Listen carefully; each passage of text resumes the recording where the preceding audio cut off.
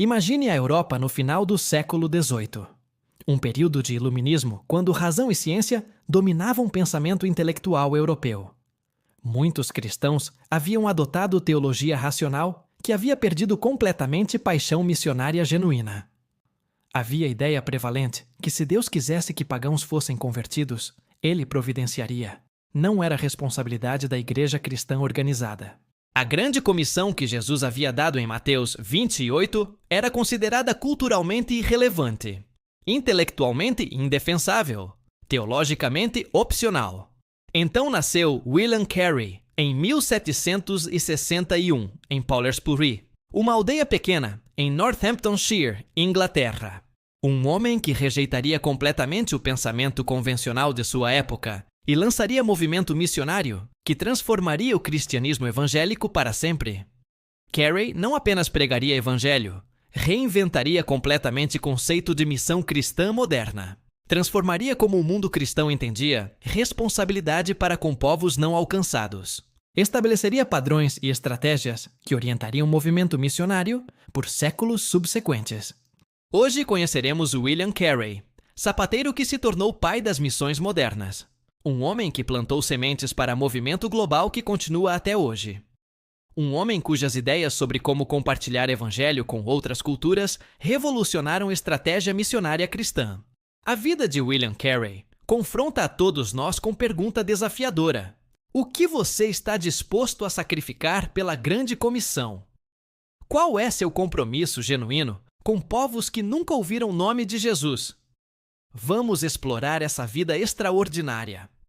William nasceu em 1761 em uma família cristã de circunstâncias modestas. Seu pai era pastor dissidente, homem que havia rejeitado conformidade eclesiástica e havia começado o ministério independente. Sua mãe era mulher piedosa, dedicada, que transmitia valores espirituais genuínos para seus filhos. Cresceu em ambiente onde Bíblia era levada seriamente, onde teologia era estudada, onde fé era vivida. Mas também cresceu em ambiente de pobreza relativa. Sua família não tinha riqueza, não tinha conexões políticas importantes, não tinha recursos financeiros abundantes. William era criança de povo comum. Não havia educação formal significativa disponível para William. Como era prático para a época, foi aprendiz com sapateiro aos 12 anos. Enquanto alguns rapazes iam para escolas formais, William aprendia ofício de sapataria. Passava dias inteiros trabalhando com couro, com agulhas, com ferramentas de sapateiro. Mas William tinha fome intelectual, que nenhum aprendizado manual podia satisfazer completamente. Sua educação era autodidata. Lia tudo o que podia encontrar, estudava idiomas, estudava teologia através de seus próprios esforços incansáveis. Enquanto martelava sapatos durante o dia, à noite lia livros de teologia.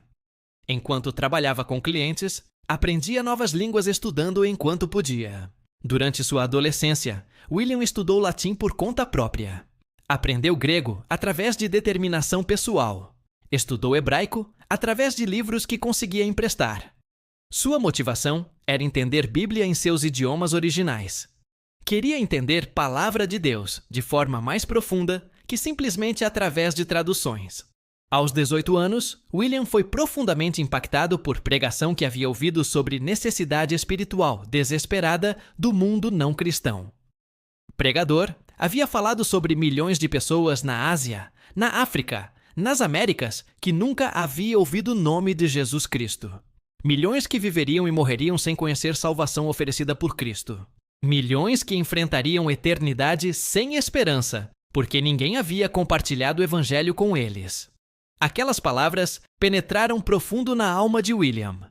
Converteu-se naquela época a comprometimento genuíno com Cristo. Mas não era comprometimento superficial apenas com sua própria salvação. Era comprometimento com responsabilidade de compartilhar evangelho com o mundo que não havia ouvido. Começou a frequentar church meetings de dissidentes cristãos. Comunidades cristãs que haviam se separado da igreja anglicana estabelecida e estavam buscando forma mais bíblica e genuína de praticar fé. Nesses meetings, William encontrava pessoas que compartilhavam sua convicção sobre o valor da Bíblia, sobre necessidade de conversão genuína, sobre importância de discipulado sério. Aos 20 anos começou a pregar, ainda trabalhando como sapateiro. Era dupla vida peculiar. Durante a semana, era artesão trabalhando com sapatos. Nos fins de semana e noites era pregador compartilhando o evangelho. Pregava em pequenas reuniões nas casas. Pregava em chapels dissidentes. Pregava para qualquer pessoa que o ouviria. Durante esses anos, William começou a estudar idiomas com obsessão genuína. Aprendeu latim, grego, hebraico com profundidade. Depois, começou a estudar idiomas não europeus, árabe, persa. Eventualmente começou a estudar sânscrito, linguagem clássica da Índia. Sua motivação não era simplesmente curiosidade acadêmica. Era entender mundo além da cristandade ocidental, compreender culturas que precisavam desesperadamente do evangelho.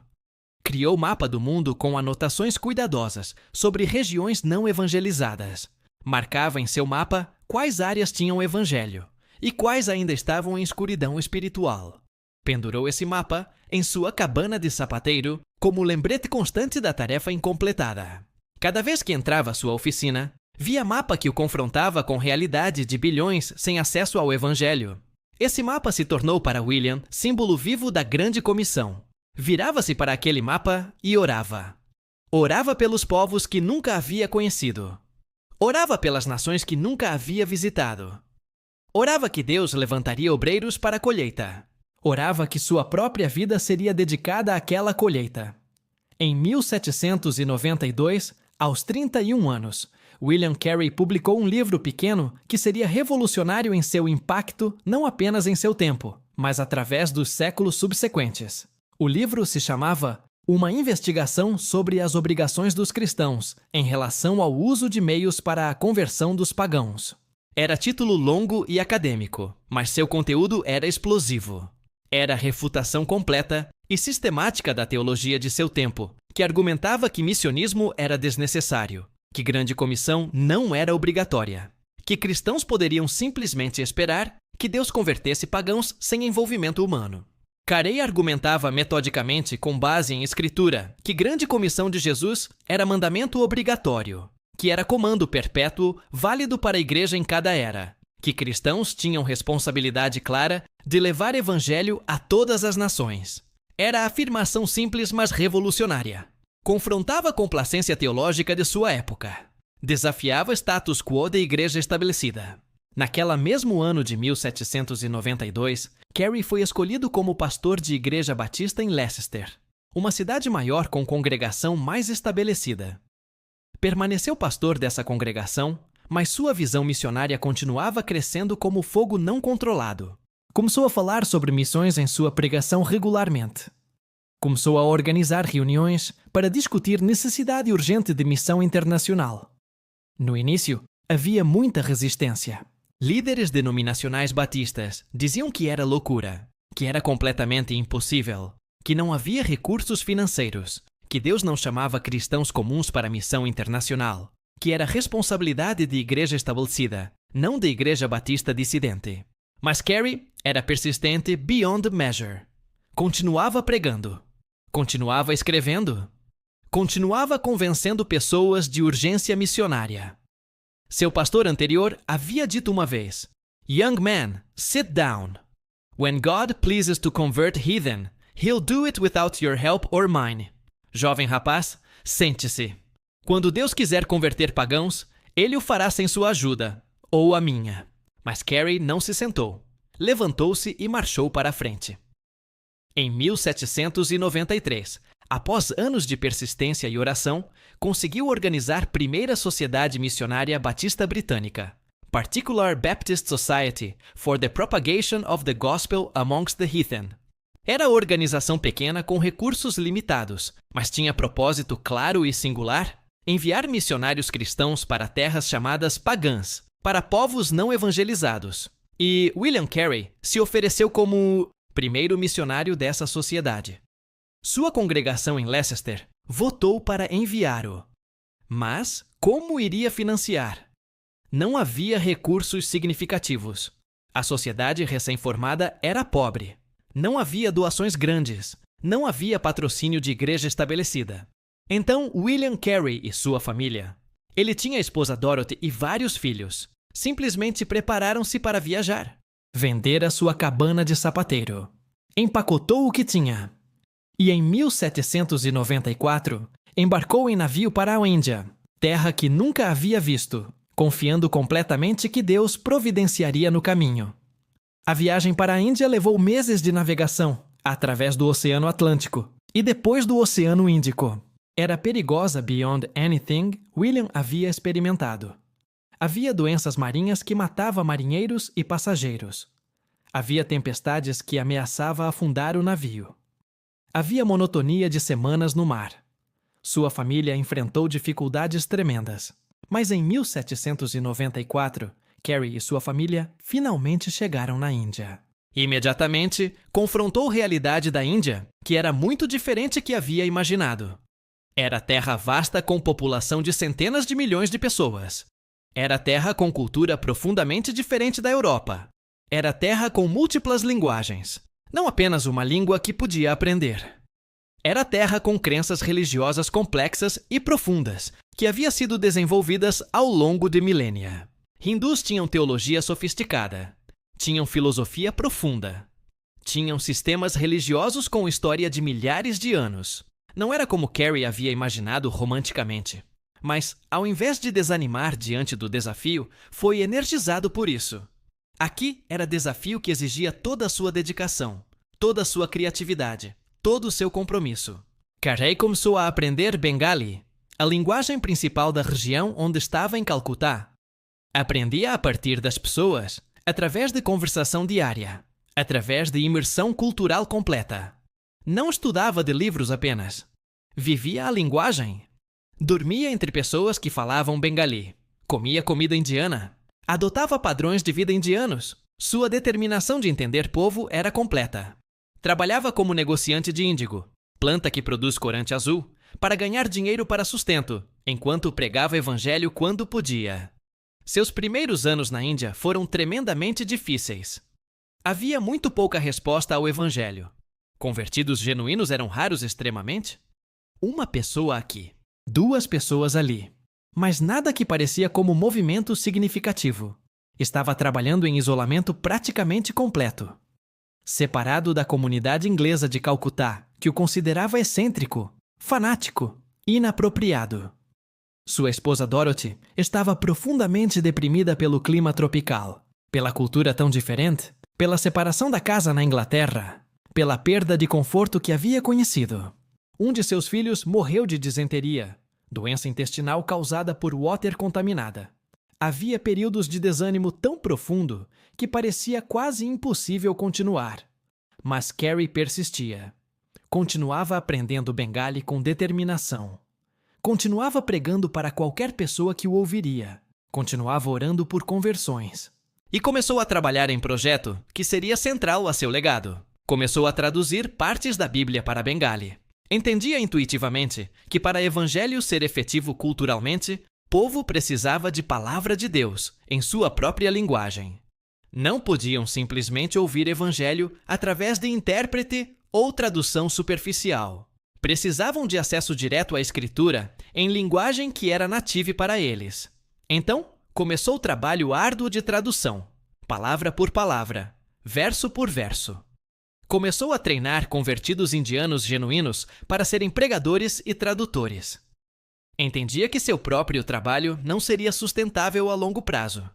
Precisava de estrutura que permitiria ao movimento cristão continuar mesmo quando ele não estivesse presente. Precisava de liderança indiana que pudesse guiar a igreja. Começou a investir tempo imenso em treinar esses líderes. Criou escola que educava hindus tanto em conhecimento acadêmico quanto em verdade espiritual. Suas escolas se tornaram portas para o evangelho. Muitos hindus que eram inicialmente atraídos para aprender inglês e habilidades práticas, eventualmente expunham-se ao evangelho através dos cursos que oferecia. Alguns desses alunos convertiam-se genuinamente ao cristianismo. Assim, crescia a igreja através de múltiplos caminhos: pregação direta, tradução bíblica, educação, relacionamentos. Após 10 anos de trabalho com conversões mínimas que pareciam desproporcionais ao seu esforço, Carrie começou a pregar com novo poder espiritual. Suas mensagens em Bengali tornaram-se mais efetivas e persuasivas. Começou a ganhar convertidos genuínos em número crescente. Começou a estabelecer igrejas pequenas, mas significativas entre hindus. Seu trabalho em educação começou a produzir frutos maiores. Muitos alunos começaram a converter-se. Carey também começou trabalho de tradução em escala muito maior. Conseguiu publicar Novo Testamento completo em Bengali em 1801. Depois trabalhou e publicou Antigo Testamento em Bengali. Depois, começou a traduzir em outras linguagens indianas, Oriya, Marathi, Sânscrito e outras línguas regionais. Eventualmente, Carey e sua equipe, cada vez crescente de tradutores indianos, traduziram Bíblia completa em toto, ou em parte, para mais de 20 linguagens indianas diferentes.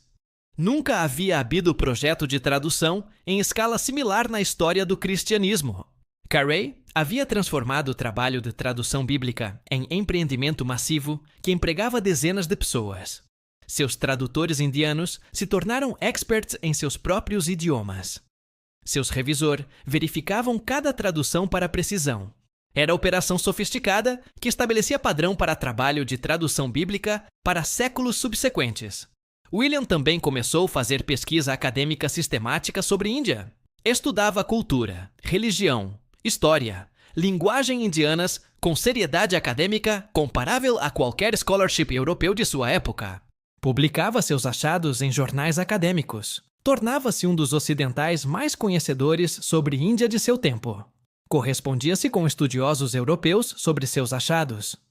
Tinha influência intelectual que se estendia muito além de seu próprio trabalho missionário local. Mas nunca simplesmente estudava a Índia como subject de curiosidade intelectual abstrata. Sempre seu estudo tinha objetivo prático: melhor compreender povo indiano para melhor comunicar evangelho para eles. Seu scholarship servia sua missão. Sua missão motivava seu scholarship. Os dois estavam inextricavelmente ligados. Carey também enfatizava trabalho educacional como central à estratégia missionária. Criou school que oferecia educação em inglês, em matemática, em ciências, em arte. Muitos indianos que nunca teriam acesso à educação formal sofisticada frequentavam suas escolas. Aprendiam habilidades práticas que os capacitavam para trabalho melhor. Aprendiam a ler em sua própria língua. Alguns desses alunos se tornavam cristãos genuinamente. Outros não se convertiam religiosamente, mas tinham acesso à educação que os capacitava para vidas melhores e mais produtivas. Para Carey, educação não era fim em si mesmo. Não era ferramenta meramente de conversão forçada. Era forma de demonstrar amor cristão genuíno. Era expressão de cuidado pelos bem-estar holístico do povo. Era criar oportunidades onde o evangelho podia ser compartilhado de forma que tinha respeito e dignidade. Após muitos anos na Índia, William Carey, agora mais velho, se mudou para Serampore, uma pequena colônia dinamarquesa perto de Calcutá, onde tinha mais liberdade de ação que em Calcutá sob controle britânico direto.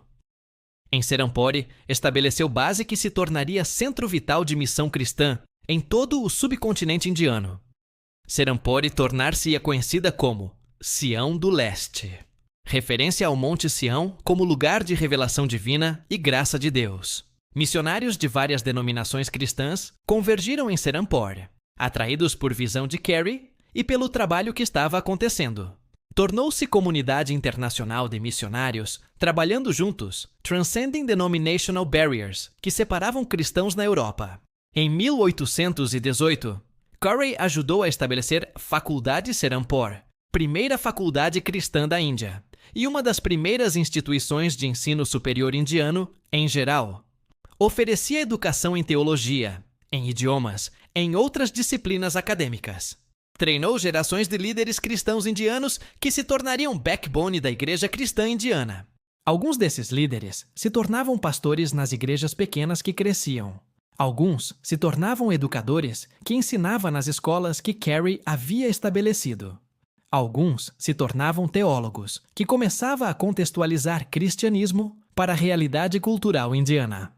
Alguns se tornavam missionários que levavam o evangelho para outras partes da Índia. O impacto multiplicava-se através das gerações. Enquanto todo esse trabalho institucional estava acontecendo, Carey continuava seu trabalho pastoral de base. Continuava visitação pessoal a vilarejos. Continuava conversações com hindus sobre Jesus Cristo. Continuava a pregação em chapéus que havia estabelecido. Sua abordagem nunca era confrontacional, no sentido que era agressivo ou desrespeitoso. Era dialogal. Genuinamente tentava entender crenças hindus, encontrar pontos de contato cultural, comunicar evangelho de forma que tivesse ressonância genuína com experiência e contexto indiano. Era a abordagem de contextualização e sensibilidade cultural, que era séculos à frente de seu tempo, em termos de como missionários modernos entenderiam a importância de contexto cultural.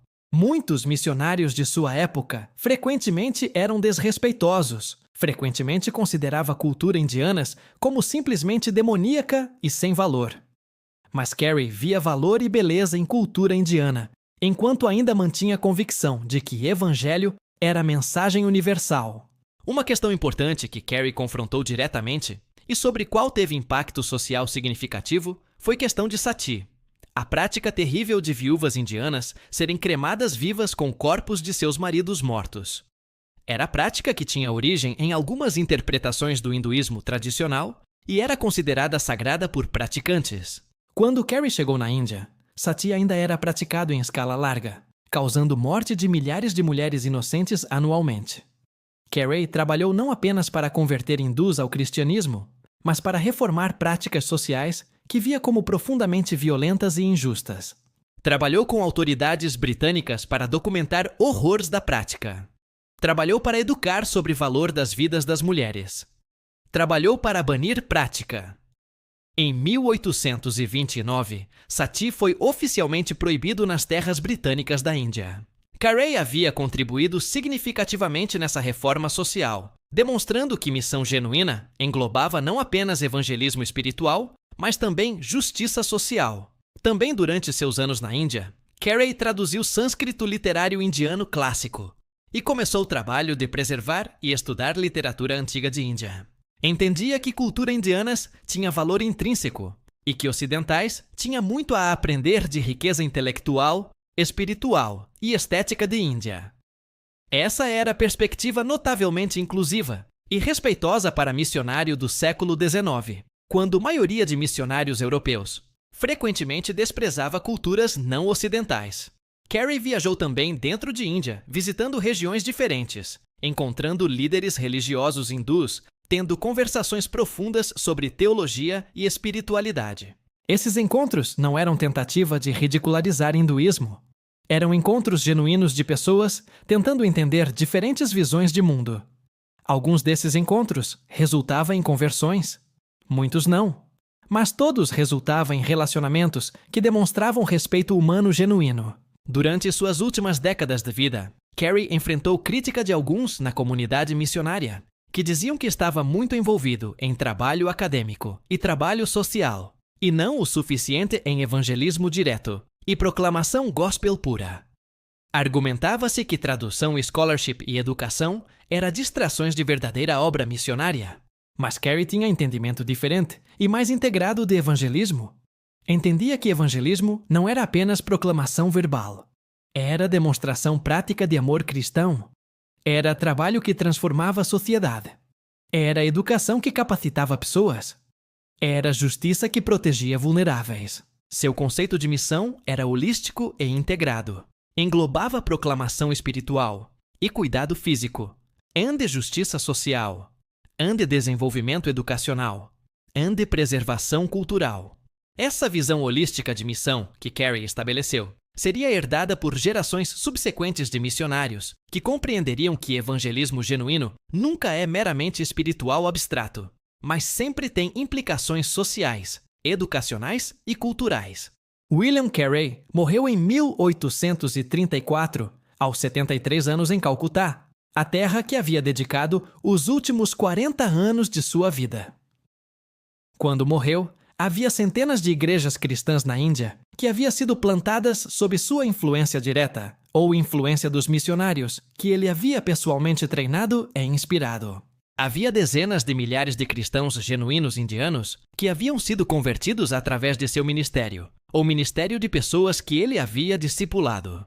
Havia movimento cristão vibrante e indigenizado na Índia, que continuaria depois de sua morte, que cresceria nos séculos subsequentes, que eventualmente floresceria como igreja cristã indiana, com liderança indígena forte que não dependia de controle ocidental. Mas o legado de Carey estendia-se muito além da Índia. Seus escritos sobre necessidade urgente de missão influenciaram o movimento missionário moderno, que nasceria e cresceria através dos séculos XIX e XX. Suas estratégias de tradução bíblica e contextualização cultural tornaram um modelo que seria adotado por organizações missionárias em outras regiões do mundo.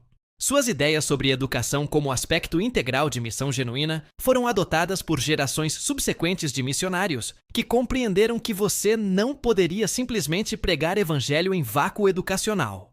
Seu conceito revolucionário, que cada povo da terra merecia ter palavra de Deus em sua própria linguagem nativa, transformou como o mundo cristão inteiro pensava sobre a importância de Bíblia e contexto cultural e tradução. Suas análises sobre geografia de mundo não evangelizado continuavam a chamar a atenção de cristãos em Europa que começavam a compreender responsabilidade que tinham para com bilhões de pessoas que ainda viviam em escuridão espiritual.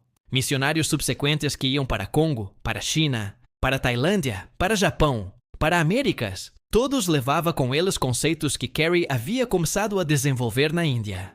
Todos compreendiam que precisava aprender linguagem local, respeitar cultura local, estabelecer igreja indígena que seria eventualmente liderada por pessoas locais. A vida de William Carey nos ensina que visão transformadora pode vir de pessoa mais improvável. Um sapateiro com educação limitada, formal, trabalhando em oficina pequena, na aldeia inglesa pequena, iniciou um movimento que transformaria não apenas cristianismo global, mas também contribuiria para a justiça social e preservação cultural em terra que adotou.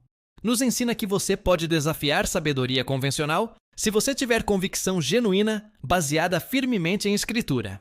Nos ensina que, às vezes, você tem que ser o único que acredita no que Deus está chamando você a fazer. Nos ensina que persistência e fidelidade, ao longo de décadas, produz fruto que dura séculos. Nos ensina que missão genuína requer aprendizado cultural profundo e contínuo.